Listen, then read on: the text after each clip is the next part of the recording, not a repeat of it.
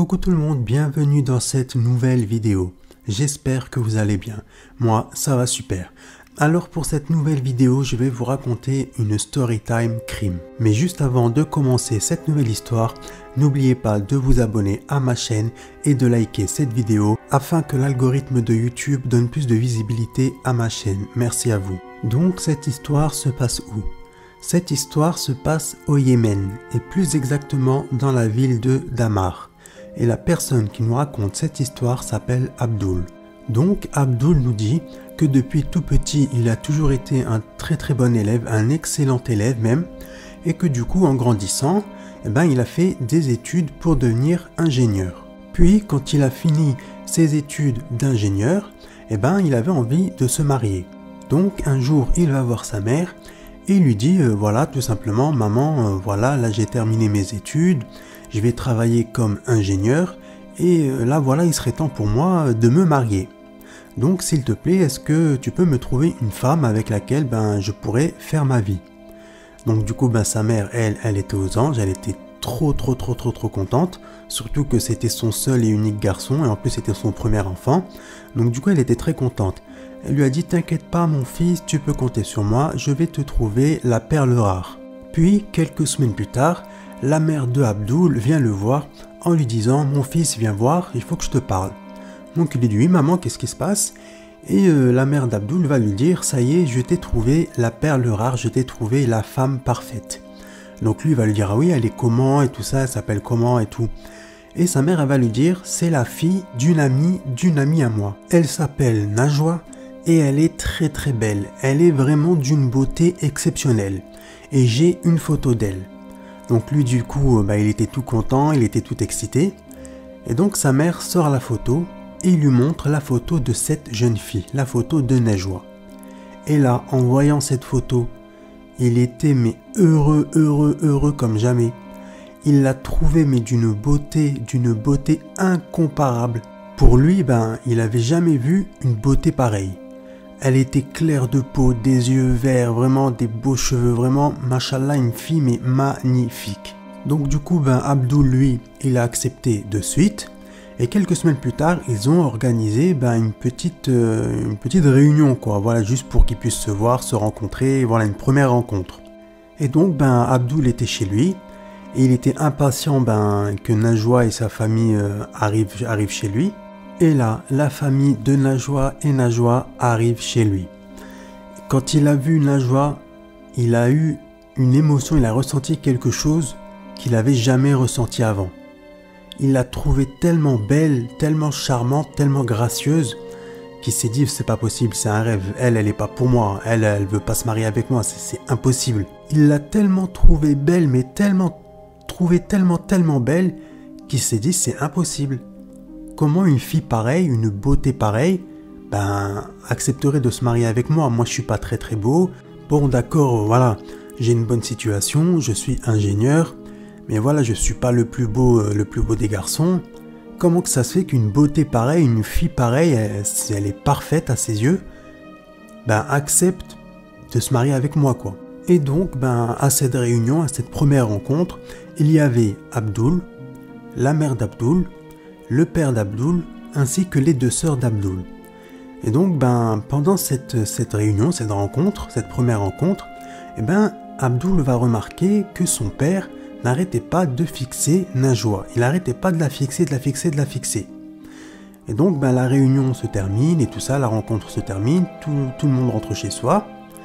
Et un peu plus tard dans la soirée, Abdul va voir son père et va lui dire « Papa, j'ai une question à te poser. Est-ce que t'aimes bien Najwa ou est-ce que tu l'aimes pas du tout ?» Et là, son père, il va vite le couper. Il va lui dire « Mais pourquoi tu dis ça, mon fils ?» Et il va lui dire, tout simplement parce que je t'ai vu, j'ai remarqué que tu n'arrêtais pas de regarder et de dévisager Najwa. Donc peut-être qu'elle te plaît pas, je sais pas. Et là son père il va lui dire, mais non, t'inquiète pas, moi elle me plaît. Franchement c'est une fille bien, elle est bien élevée, c'est une fille de bonne famille. Machallah, elle est d'une beauté incroyable, inimaginable. Non t'inquiète pas, moi je suis pour à 100% et j'en suis sûr que vous allez former un couple merveilleux. Donc du coup, Abdul, ça l'a rassuré. Et du coup, quelques mois plus tard, ils ont organisé les fiançailles, puis le mariage. Puis quelques jours après le mariage, eh ben, il y a Abdul et sa femme qui sont allés manger chez les parents de Abdul. Et pendant tout le repas, le père de Abdul n'arrêtait pas de complimenter la femme de Abdul. Il n'arrêtait pas de lui dire « Franchement, mashallah, tu es magnifique, tu es une fille vraiment très très belle. Mashallah, mon fils, il a énormément de chance. Il a vraiment beaucoup de chance de s'être marié à toi et d'avoir trouvé une fille comme toi. » Donc, en entendant cela, Najwa, elle était toute gênée, mais elle lui dit « Merci beaucoup, mon oncle, c'est très gentil, moi aussi j'ai beaucoup de chance. » Et là, il y a Abdul qui va dire à son père « Mais tu sais papa, c'est moi dans le couple qui ai le plus de chance. J'ai vraiment trouvé la femme parfaite, la femme avec qui je vais avoir des enfants, construire ma vie. Donc c'est moi qui ai vraiment le plus de chance quoi. » Et là, à un moment du repas, le père d'Abdul va dire à Najwa « Tu n'aurais pas une sœur jumelle avec qui je pourrais me marier moi aussi ?» Puis il commence à rigoler, à éclater de rire. Donc du coup, tout le monde a commencé à rigoler aussi. Mais Abdul ainsi que sa femme et la mère d'Abdul, ils étaient un petit peu gênés. Ils rigolaient mais ils étaient un peu gênés quoi. Et là, le père d'Abdul va leur dire « Mais non, je plaisante, ne vous inquiétez pas, c'est juste une blague, c'est une boutade et tout ça, ne vous inquiétez pas. Voilà, je m'en excuse, mais c'était juste pour détendre l'atmosphère. » Et là, Abdul va dire à son père « Mais non, t'inquiète pas papa, il n'y a pas de problème, on connaît ton humour, on sait que tu aimes bien rigoler et tout ça, faire des blagues, t'inquiète pas, il n'y a pas de problème. » Puis le repas se termine, la soirée se termine, Abdul et sa femme rentrent chez eux, et le père d'Abdul était dans le salon avec sa femme, et il n'arrêtait pas de dire à sa femme « Purée, mais vraiment Abdul, il a vraiment beaucoup de chance, franchement elle est vraiment incroyable cette jeune fille, en plus elle est drôle, elle est intelligente, franchement il a vraiment beaucoup de chance. » Et là, la femme du père d'Abdul va lui dire « Mais toi elle t'a vraiment tapé dans l'œil, t'es sûr que tout à l'heure c'était une blague et tout ça ?» Il va lui dire « Mais oui, mais bien sûr que c'était une blague, bien sûr moi elle m'a tapé dans l'œil parce que voilà, je suis fier que mon fils soit marié à une fille comme elle, il a énormément de chance, j'espère que voilà mon fils sera heureux avec elle. Mais oui, c'est vrai, elle m'a tapé dans l'œil, qui ne serait pas honoré d'avoir une fille comme elle, comme belle-fille ?» Et là, sa femme va lui dire « Oui, c'est vrai, tu as raison. Notre fils, il a vraiment beaucoup de chance. Nous ici, on a énormément beaucoup de chance d'avoir une belle fille comme elle. Elle est très respectueuse, elle aide dans la maison, elle est très gentille, très douce. C'est vrai, tu as raison, nous avons beaucoup de chance. » Puis, la soirée se termine et tout le monde va dormir. Quelques semaines plus tard, Najwa est passée chez les parents d'Abdul afin de leur ramener un gâteau qu'elle leur avait préparé. Donc, elle frappe à la porte et c'est le père d'Abdul qui ouvre. Donc en la voyant, il était tout excité, il était tout content, il était heureux. « Ah, ma belle-fille préférée, comment ça va et tout ça, vas-y viens, rentre et tout ça. » Elle lui a dit « Est-ce que votre femme est là et tout ça ?» Il va lui dire « Non, ma femme elle est pas là, elle est partie au marché. » Et là elle va lui dire « Ok, tenez, je vous ai préparé un gâteau pour vous remercier de la dernière fois pour le repas. Donc du coup, je vous ai préparé un gâteau. » Et là, le père d'Abdul va lui dire « Merci beaucoup ma fille, tout ça, viens, rentre un petit peu. » Elle, elle va refuser parce qu'elle était gênée, elle voulait pas rester seule à seule avec son beau-père, ce qui est normal au Yémen, ça se fait pas trop. Donc du coup, là, en voyant qu'elle voulait pas, il va mettre son bras autour de son cou et va lui dire « Viens ma fille, allez, rentre 5 minutes, viens boire un thé ou un café ou même un jus d'orange et tout ça. » Et il insistait. Et donc du coup, elle lui a enlevé son bras. Et elle lui a dit « Non, mon oncle, je suis désolé, mais là je suis pressé, il faut que je rentre. » Et le père d'Abdul va lui dire « T'es sûr ma fille, même pas 5 minutes et tout ça, tu veux pas attendre à l'intérieur que ma femme rentre du marché ?» Et elle va lui dire « Non, merci beaucoup mon oncle, mais je suis pressé. » Puis Najwa est rentrée chez elle. Et quand elle est rentrée chez elle, elle en a parlé à Abdul, son mari. Elle lui a dit « Écoute chérie, j'ai été chez toi tout à l'heure, je suis passé chez tes parents. Je voulais voir ta mère afin de lui donner le gâteau et je suis tombé sur ton père.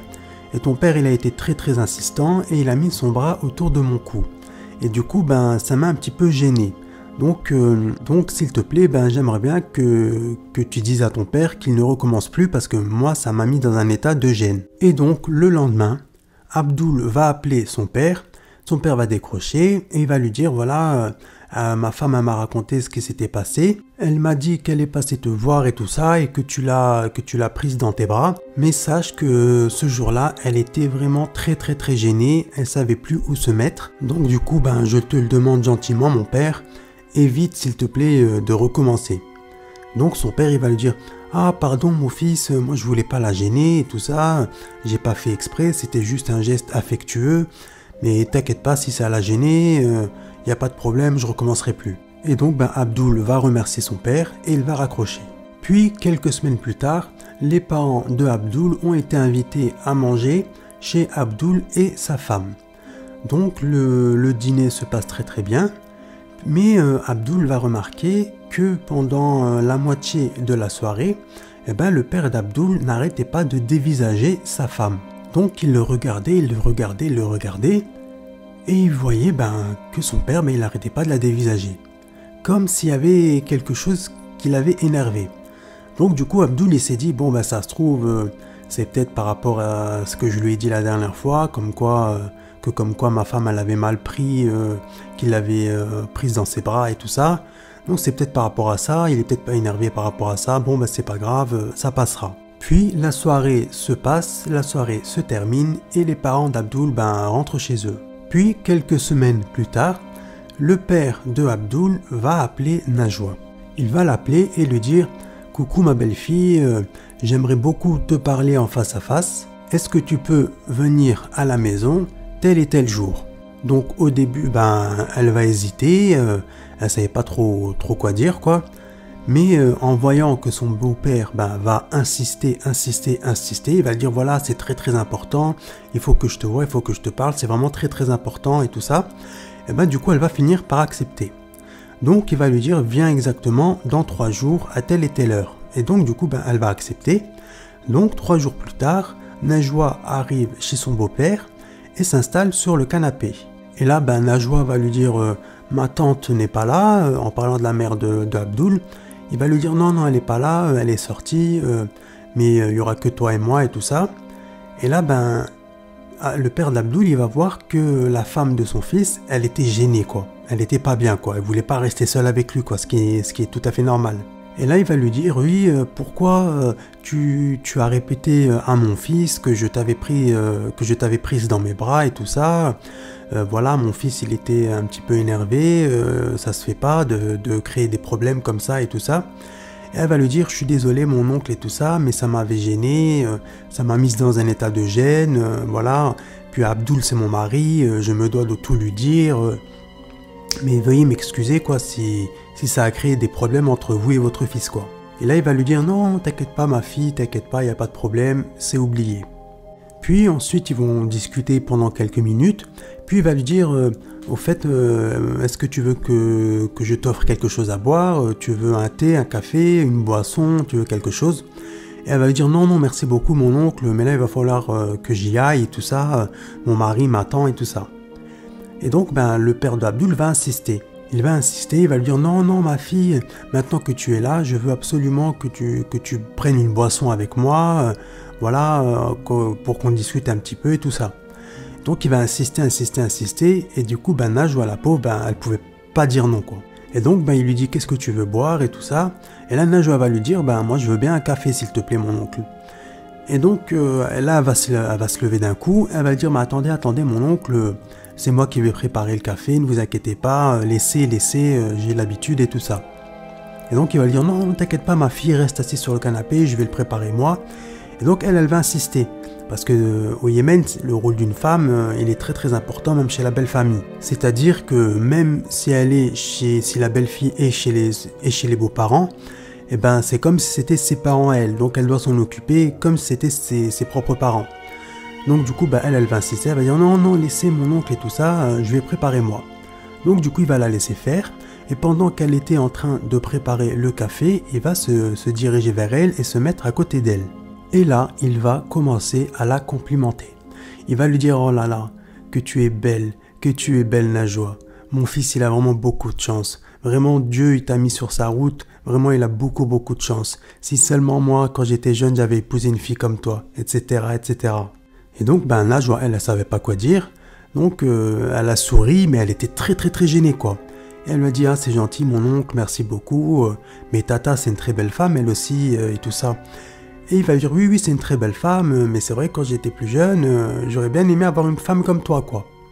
Et là ben elle savait pas quoi dire, donc elle a rien dit, donc elle a continué à préparer le café. Et là il s'est encore plus rapproché d'elle, et il a commencé à poser sa main sur le bas de son dos. Et là il va lui dire, si tu n'étais pas marié à mon fils, est-ce que tu te serais marié avec un homme plus âgé, un homme de mon âge? Et là, du coup, elle va être gênée, elle va dire ben, je sais pas, non, je pense pas. Et là, ben, le père d'Abdoul, il va commencer à lui dire ah, d'accord, pourquoi moi je te plais pas et tout ça, t'aurais pas pu te marier avec un homme comme moi, qu'est-ce qui manque chez moi? J'ai un bon métier, j'ai une belle maison, je suis encore un bel homme et tout ça. Et là, ben, la pauvre Najwa va lui dire non, non, c'est pas ça, mais c'est juste que voilà quoi, moi je suis jeune, donc du coup, ben, je me serais marié encore une fois ben, avec un plus jeune quoi, si c'était à refaire quoi, je me serais marié avec une autre personne de mon âge quoi. Mais voilà, avec tout le respect que je vous dois, non, non, je me serais pas marié avec un homme beaucoup plus âgé que moi. Et là, il va se rapprocher d'elle, il va la sentir. Il va lui dire, oh là là, machallah, tu sens très très bon, c'est quoi ton parfum? Et donc, elle, toute gênée, elle va lui dire, ben, c'est un parfum qui s'appelle comme ça, c'est telle et telle marque et tout ça.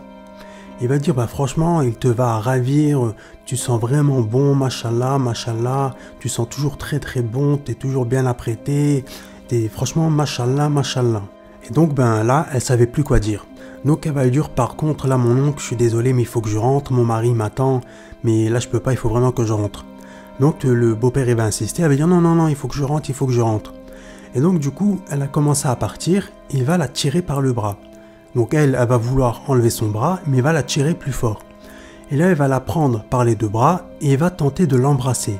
Donc du coup, ben, elle, bien évidemment, elle va pas se laisser faire, elle va commencer à crier. Et quand elle a crié, et ben là, il lui a mis une gifle, mais tellement forte que du coup, elle est tombée par terre. Et là, ben, la pauvre, ben, il s'est mis sur elle, il a commencé à mettre sa main sur sa bouche, à lever tout doucement son abaya, puis il lui a baissé sa culotte. Puis ben, par la suite, ben, vous savez ce qu'il lui a fait. Il lui a fait, voilà quoi, je vais pas dire le mot, mais il a abusé d'elle, voilà. Puis ben, pendant qu'il était en train d'abuser d'elle, elle a réussi à mordre la main qui était sur sa bouche, et elle a hurlé, hurlé, hurlé de toutes ses forces, tout en se débattant. Et pendant qu'elle était en train de hurler et pendant qu'elle essayait de se débattre de toutes ses forces, vraiment elle se débattait comme une lionne, eh ben, elle a réussi à le faire tomber sur le côté. Là, elle s'est levée et pendant qu'elle était en train de courir, ben, lui il s'est levé, il a couru derrière elle, il l'a attrapé par les cheveux, il l'a tiré par les cheveux, il a commencé à l'étrangler. Il l'a étranglée tellement mais tellement fort que la pauvre Miskina Allah yarhama, ben, elle en est morte. Et donc ben, en voyant qu'il avait ben, assassiné sa belle-fille, en voyant qu'elle était belle et bien morte, ben, il a pris peur, il a pris les clés de sa voiture et il est monté dans sa voiture, il a démarré. À peine il a commencé à faire juste quelques mètres en voiture que son fils il est passé devant lui en voiture. Donc du coup ben Abdoul, lui, il a vu son père dans la voiture vu qu'il est passé juste en face de lui. Mais le père d'Abdoul, lui il a pas vu qu'il y avait son fils juste en face dans la voiture d'en face parce qu'il était tellement stressé, il voulait tellement juste se barrer que du coup ben, il l'avait pas vu. Et donc ben, Abdoul va se garer, il va toquer à la porte et il va voir que personne ne va répondre. Donc du coup ben, il va ouvrir la porte, il va voir que la porte était ouverte, elle n'était pas fermée à clé, il va rentrer et là il va avoir une vision d'horreur. Il va voir sa femme sur le sol, allongée sur le sol, pratiquement nu et sans vie. Donc lui, le pauvre Abdoul, en voyant ça, il était choqué. Donc il a commencé à crier, « Ma femme, qu'est-ce que t'as fait à ma femme? Qu'est-ce que t'as fait à ma femme ?» Et là, il s'est dirigé vers sa femme, il lui a mis quelques claques, et il voyait ben, qu'elle répondait pas. Donc il a pris son pouls, et ben, il a vu qu'elle était décédée, quoi. Il a compris tout de suite, quoi. Donc du coup, ben, il l'a secouée de toutes ses forces, en espérant ben, qu'elle se réveille, mais malheureusement, ben, il était trop tard. Et donc, en voyant l'état dans lequel était sa femme, donc du coup sans sa culotte et tout ça, ben, il a compris tout de suite que son père avait abusé d'elle. En plus, il avait vu son père quelques secondes plus tôt. Donc du coup, il a tout de suite compris que c'était son père le coupable. Et donc, qu'est-ce qu'il va faire? Il va appeler la police. La police va arriver quelques minutes plus tard. Et il va expliquer toute la situation, quoi. Il va dire, voilà, j'ai vu mon père sortir de la maison quand moi je suis arrivé. J'ai trouvé ma femme nue sur le sol, inerte, voilà, décédée. Et du coup, c'est mon père le coupable. Et donc, du coup, la police va lui dire, ok, il a quoi comme voiture, il est comment et tout ça. Et donc, il va leur montrer une photo de son père. Et il va leur dire, voilà, il a ça et ça comme voiture. Et donc la police va lui dire, ok, ne t'inquiète pas, on va commencer les recherches. Et là, pendant que la police était encore dans la maison, il y a la mère, ainsi que les deux sœurs de Abdul, qui sont arrivées. Donc elles étaient en panique, quoi. Elles se sont dit, qu'est-ce qui se passe et tout. Et là, elles ont vu la scène. Et là, la mère de Abdul, la pauvre, elle est tombée dans les pommes. Et ses deux sœurs, elles étaient en train de pleurer, elles étaient en panique et tout ça. Il y en a une des deux qui va dire, Abdul, qu'est-ce qui s'est passé mon frère, qu'est-ce qui s'est passé? Et là, il va leur raconter, il va tout leur raconter et tout ça. Et quelques minutes plus tard, il y a la mère de Abdul qui est revenue à elle-même, quand elle est revenue à la raison. Et elle va demander du coup, mais qu'est-ce qui s'est passé, Et il y a l'une des filles qui va tout lui expliquer. Donc du coup, bien évidemment, la mère de Abdul, elle était en état de choc. Elle était choquée d'apprendre ce que avait fait son mari. Donc du coup, elle était choquée, elle n'arrivait même plus à parler. Quand elle parlait, elle bégayait tellement qu'elle n'arrivait plus à parler, la pauvre. Et ses deux sœurs, elles n'arrêtaient pas de pleurer, les pauvres. Et donc, la police va commencer ses recherches et ils vont le chercher, mais malheureusement, ils ne vont pas le trouver. Donc la police va continuer ses recherches et ils vont le retrouver seulement 2 semaines après. Après enfin 2 semaines de recherche, ils vont retrouver le père de Abdul. Et où était-il? Il était caché chez un cousin à lui. Il était parti se cacher chez un cousin à lui, un cousin en qui il avait totalement confiance. Il lui a expliqué toute la situation, la merde dans laquelle il était et tout ça. Il lui a dit, voilà, il faut que tu me caches et tout ça. Et le voisin a accepté. Sauf qu'au début, le voisin, il va rien dire. Mais après, le voisin, il va commencer à avoir des remords. Donc, qu'est-ce qu'il va faire? Il va décider d'appeler de façon anonyme la police. Et donc, c'est comme ça que le père de Abdul s'est fait attraper. Et donc, le père d'Abdul a été arrêté, puis il a été jugé, et il a eu comme sentence la peine de mort. Donc, quelques temps après, il a été exécuté. Et donc, le pauvre Abdul, il a mis beaucoup de temps à s'en remettre. Ses sœurs, pareil, parce qu'ils étaient tous choqués de ce qu'ils avaient vu et de ce qu'ils avaient appris, du coup. Et quant à la mère de Abdul, elle est tombée dans une grave dépression qui a duré 1 an et demi. Et donc, à l'heure où je vous parle, Abdul est toujours choqué, il est toujours en état de choc. Sa mère, elle est toujours traumatisée, du coup, d'avoir vu la scène et d'avoir su que c'était son propre mari qui avait fait ça, quoi, du coup. Donc, elle en est toujours traumatisée. Les deux sœurs, ça va un petit peu mieux. Et donc, Abdul, tous les jours, dans ses prières, il demande à Dieu d'accepter sa pauvre femme au paradis. Puis, quelques années plus tard, 3 ans et demi après tout ce qui s'était passé, donc après ces faits-là, Abdul s'est remarié. Il est très heureux dans son mariage, il a eu 2 enfants, mais malheureusement, il n'arrive pas à oublier. Il n'arrive pas à effacer de sa mémoire la scène macabre qu'il avait vue. Il n'arrive pas à enlever de sa mémoire ce qu'il a vu, quoi, sa femme allongée, à moitié nue et tout ça. Il n'arrive pas à oublier cette scène et il n'arrive pas à oublier et à se dire, voilà, quoi, c'est son propre père qui a fait ça, quoi. Il n'arrive pas à comprendre pourquoi son père a fait ça. Et donc, du coup, encore aujourd'hui, il en est affecté, quoi. Quant aux 2 sœurs de Abdul, il y en a une des 2 qui est mariée. Et quant à la mère d'Abdul, elle vit avec sa fille, donc celle qui n'est pas mariée, dans une autre maison qu'elles ont achetée, parce qu'elles ne pouvaient plus vivre dans la maison, dans leur ancienne maison, bien évidemment avec tout ce qui s'est passé à l'intérieur, et ce qui est tout à fait normal, hein. Donc du coup elles ont vendu cette maison et elles ont racheté une autre maison. Et donc la mère d'Abdul vit à l'intérieur avec sa fille. Donc voilà, c'est la fin de cette vidéo. J'espère que cette vidéo vous aura plu. Si c'est le cas, n'oubliez pas de partager cette vidéo, de liker cette vidéo, de vous abonner à ma chaîne, car cela me donnera de la force. Merci à vous. N'oubliez pas aussi de me laisser un petit commentaire afin de me dire ce que vous en avez pensé, si cette histoire vous a plu ou pas. Et quant à vous, je vous dis prenez soin de vous. Et quant à moi, je vous dis à la prochaine vidéo. Salut!